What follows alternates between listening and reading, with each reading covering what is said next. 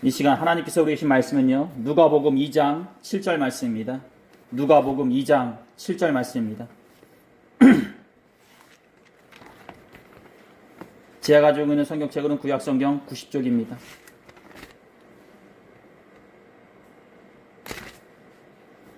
누가복음 2장 7절입니다.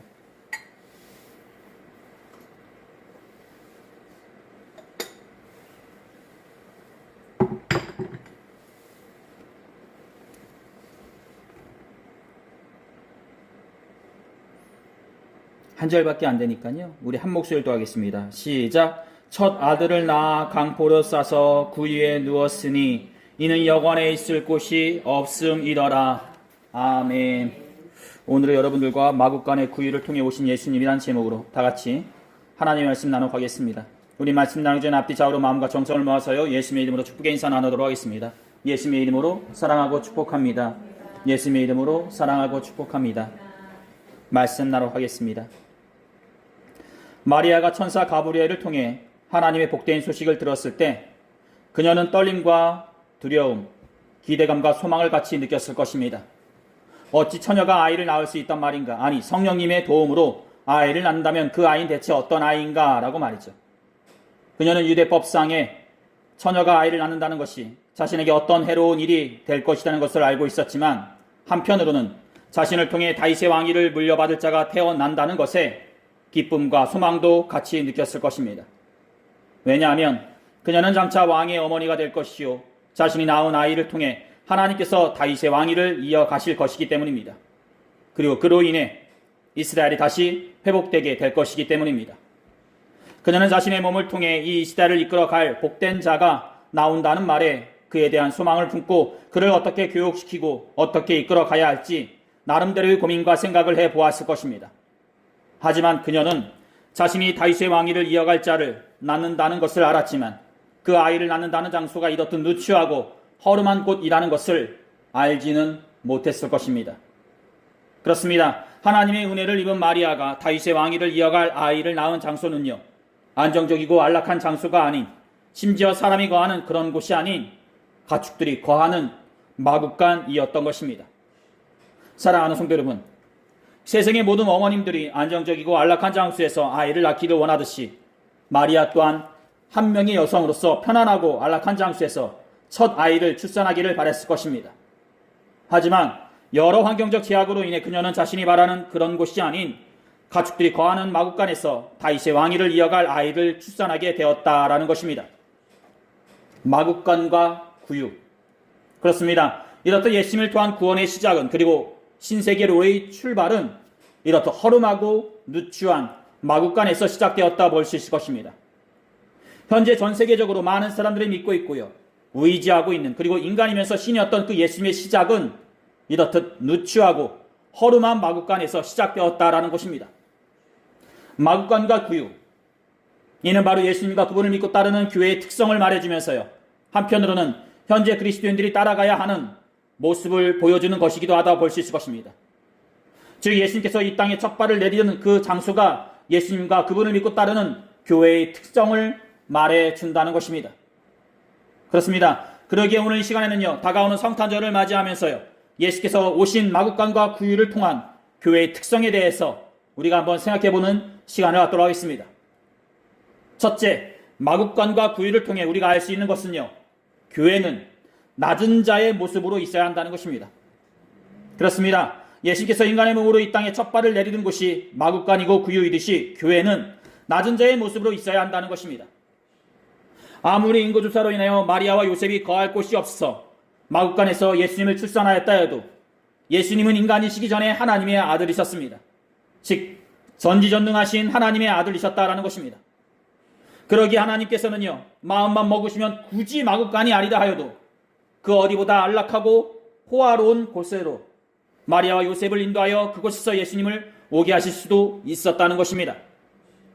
하지만 하나님은 그렇게 하지 않으시고요, 그 누구도 가기 꺼려하는 그 마국간으로 그들을 인도하여 그 마국간에서 예수님이 이 땅에 첫 발을 내딛게 하셨다는 것입니다. 즉, 예수님이 이 세상에 첫 발을 내리는 그 장소는 그 누구도 가기 싫어하는 낮고 낮은 마국간이었다라는 것입니다. 그리고 그 낮고 낮은 곳에서 예수께서 이 땅에 첫 발을 내디뎠듯이 예수께서는 일평생 동안 그 낮은 곳에서 하나님의 나라를 보여주셨다는 것입니다. 그렇습니다. 몸소 낮은 자의 모습으로 이 땅에 오셔서 그 모습으로 사람들을 사랑하셨듯이 그분은 우리들에게 낮은 자의 모습을 보여주셨다는 것입니다. 빌립보서 기자가 빌립보서 2장에서 고백하였듯이 예수께서는 우리들에게 종과 같이 낮은 자의 모습을 보여주셨다는 것입니다. 다음은 빌립보서 2장 6절부터 7절에 기록된 말씀입니다. 그분은 하나님과 똑같이 높은 분이셨지만 결코 높은 자리에 있기를 원하지 않으셨습니다. 오히려 높은 자리를 버리시고 낮은 곳으로 임하셨습니다. 사람의 모습으로 이 땅에 오시고 종과 같이 겸손한 모습을 취하셨습니다. 그렇습니다. 이렇듯 낮은 곳으로 예수님께서 오셨듯이 현대를 살아가는 우리를 또한 진정으로 예수님을 뵙기를 원한다면, 그리고 진정으로 우리가 예수님의 제자들이라고 고백하기 원한다면 낮은 자의 모습으로 살아가면서 이 땅의 낮은 자의 생활을 살펴보아야 한다는 것입니다. 즉 겸손한 자로서 살아가면서 이 땅의 사람들을 대하여야 한다는 것입니다. 이 말 뜻은 옳고 그름도 없는 상태에서 무조건 오냐 받아주다는 얘기가 아니라 자신을 내세우지 않는 겸손한 자로서 내 주위에 있는 사람들을 사랑하면서 품어야 한다는 것입니다.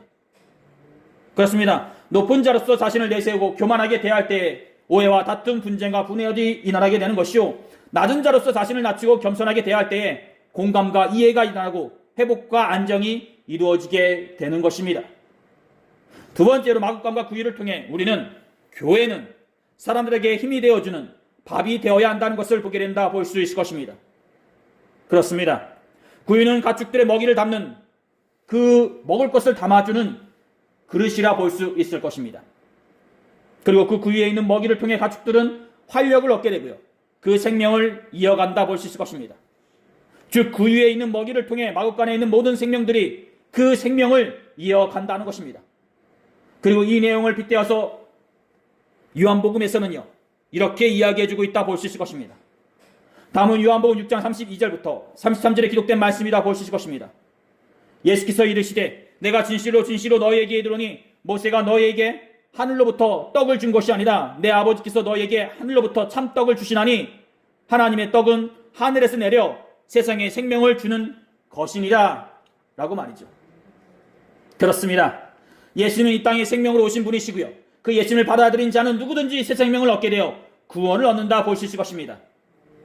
즉 밥으로 오신 예수님을 취한 자는 누구든지 생명을 얻게 되어 구원의 길에 들어서게 된다는 것입니다.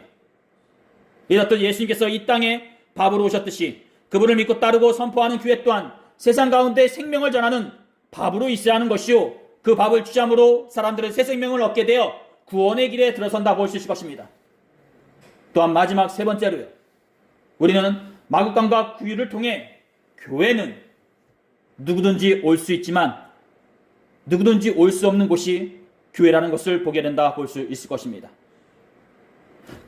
누구든지 교회 와서 예수님을 믿을 수 있지만 누구든지 믿을 수 없는 것이 예수님이기도 하다는 것입니다. 왜 그렇습니까? 마구간에는 누구든지 올 수 있지만 누구든지 오기 싫어하기 때문입니다. 그렇습니다. 마구간에 오려면 그만큼의 마음이 있어야 되는 것이요, 그만큼의 내려놓음과 겸손함이 있어야 되듯이 교회 또한 누구에게든지 열려있지만 그만큼의 마음이 있어야지만 교회에 올 수 있기 때문입니다. 즉 그러기에 누구든지 교회에 올 수 있지만 누구든지 힘들어 여기는 것이 교회인 것입니다. 왜? 세상적인 유혹과 시험이 그만큼 많기 때문입니다.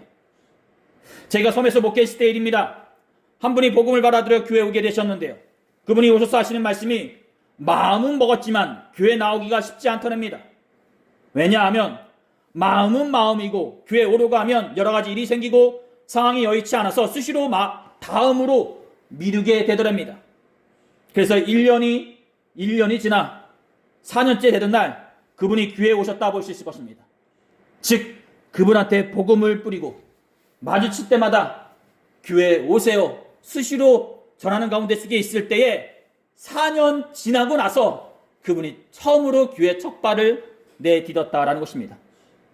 즉 마음을 먹은 상태에서 4년의 시간이 걸렸으니 마음도 먹지 않은 상태였다면 몇 년이 걸릴지 아무로 모르는 것입니다. 즉 복음을 받아들이지 듣지 않은 상태에서는 10년, 20년이 그저 지나가게 된다는 것입니다. 사랑하는 분들은 이렇듯 교회는 누구든지 올 수 있지만 누구든지 쉽게 오지 못하는 것이 교회인 것입니다. 그리고 몇 년의 신앙생활을 한다 해도 한순간에 멀어질 수 있는 곳이 교회이기도 한 것입니다. 사랑하는 성도는, 예수께서 처음으로 이 땅에 오신 곳이 마국간의 구유였듯이 교회는 마국간과 구유처럼 낮은 자의 모습으로 행하여야 하는 것이요, 세상의 밥이 되어 주어야 하는 것이요, 누구든지 올 수 있지만 누구든지 오기 힘들어 여긴다는 것을 인지하고 인내심을 가지고 복음을 전하는 데 힘써야 할 것입니다. 그리고 또한 믿는 우리를 또한 그 오기 힘들어 여기는 자가 되지 않도록 수시로 우리의 신앙과 믿음을 살펴보는 자로서 있어야 할 것입니다. 즉, 교회의 특성이 이렇듯 믿는 우리를 또한 이런 특성을 가진 자로서 세상 가운데 있어야 한다는 것입니다. 사랑하는 여러분, 이제 3일 후면 성탄절입니다. 성탄절을 기다리면서 예수께서 오신 마국간과 구유의 특성을 닮아가는 저와 여러분들이 되었으면 합니다. 2000년 전 마국간의 구유에 예수께서 임하셨던 것처럼 우리의 교회와 우리의 마음의 구유에도 예수께서 임하심으로 생명을 전하신다는 사실을 잊지 마시기 바랍니다. 보잘것없는